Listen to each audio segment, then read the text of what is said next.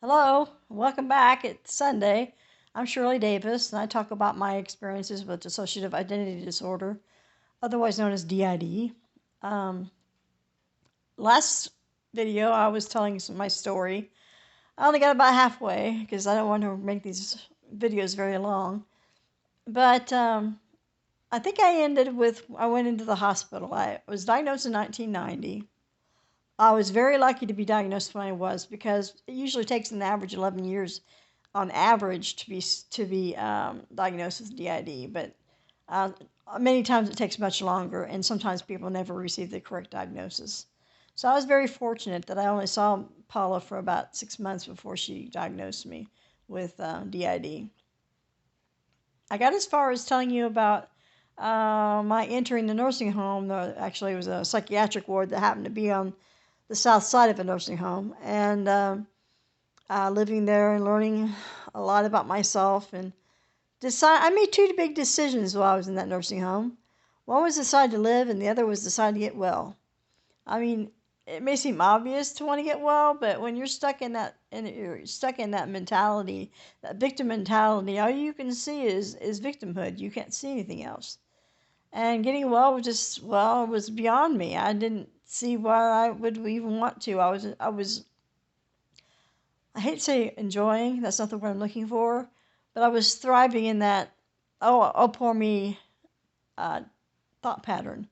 And one day, they had refused to give me a therapist who would help me until and barred me from talking about my DID altogether, the nursing home had.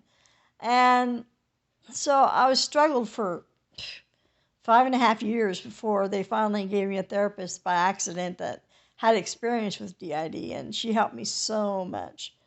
And she was the one who helped me to decide, not to decide, but helped me to understand and wake up. I woke up. I woke up from that horrible feeling of just being a, a, a, a loser and a deadbeat to realizing that I want to get out there and live. I want to have a life. I don't want to live in this place anymore.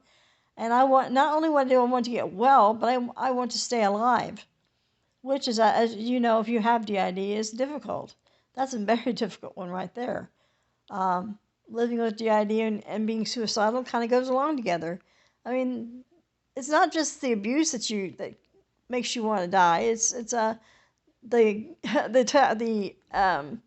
getting going to treatment and going through the memories and struggling and feeling so tired all the time. It wears on you, and sometimes people don't survive.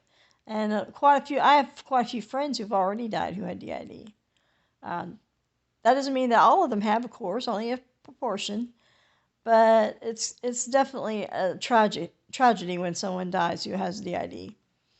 Um, After I made those two decisions, my mother had made me promise that I wouldn't leave that nursing home until she was dead, and foolishly I agreed. Well, in June of 2011, she died. And I went into my therapist's office the following Monday. She died on a Thursday, yeah. The following Monday, and she says, "Are you ready to leave?" And I said, "Yes, ma'am."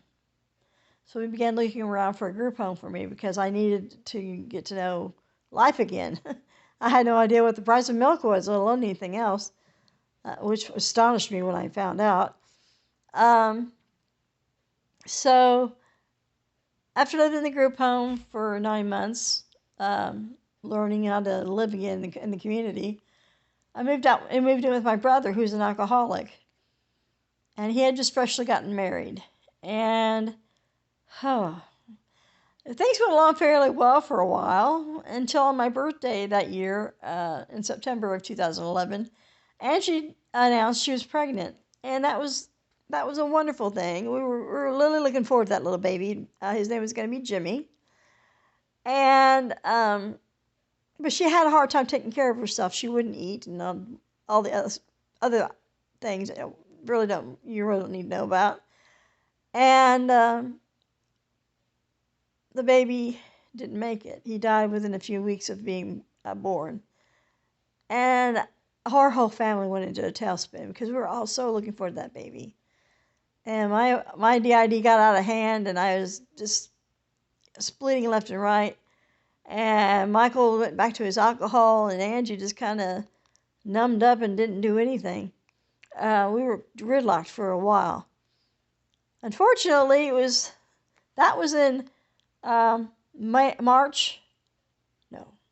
May of 2012. In February 2013, I was diagnosed with breast cancer. And I can't tell you how mad I was at my body. I mean, here I'd gone through all this trauma and drama, and not only of the abuse, but of the recovery.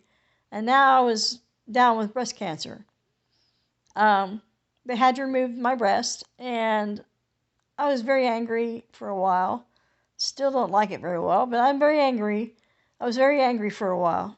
And, yeah. But however, in in August 2015, my nephew Michael was born. Now, Michael was he was a beautiful little baby, and he was healthy. He would cry, and of course, like babies do. And I would be sent into flashbacks because when I was a little girl, I took care of my brothers. I was the oldest of the family, and even at the age of 7, I was taking care of a 3-year-old and a newborn. Because my mother was neglectful and had checked out on us. My dad was overseas, as usual, in the Navy. I think that was his way of running away from home, actually.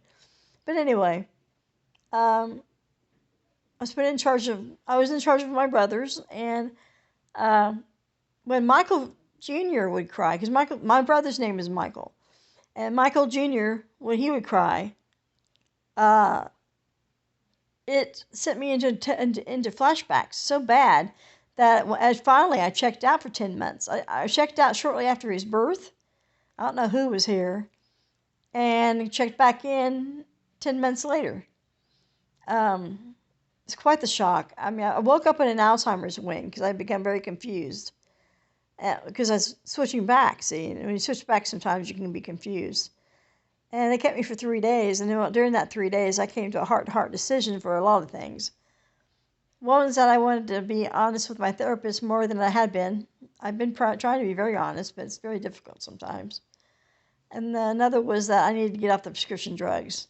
I've been using prescription drugs for therapy for self-medication for years, for 40 years. And it was time to get off those damn things. So that's all for I'll go today, because it's been 8 minutes, and I don't want to carry this out too long. I will talk more about my life next time. I hope this isn't boring anybody. I hope that you like it. Please like and follow if you do. The reason I'm telling my story is because somebody requested it, and it's important for you to understand that I understand where you are, because I do. God, do I ever. So it's okay. All right, and I will see you next week. Bye-bye.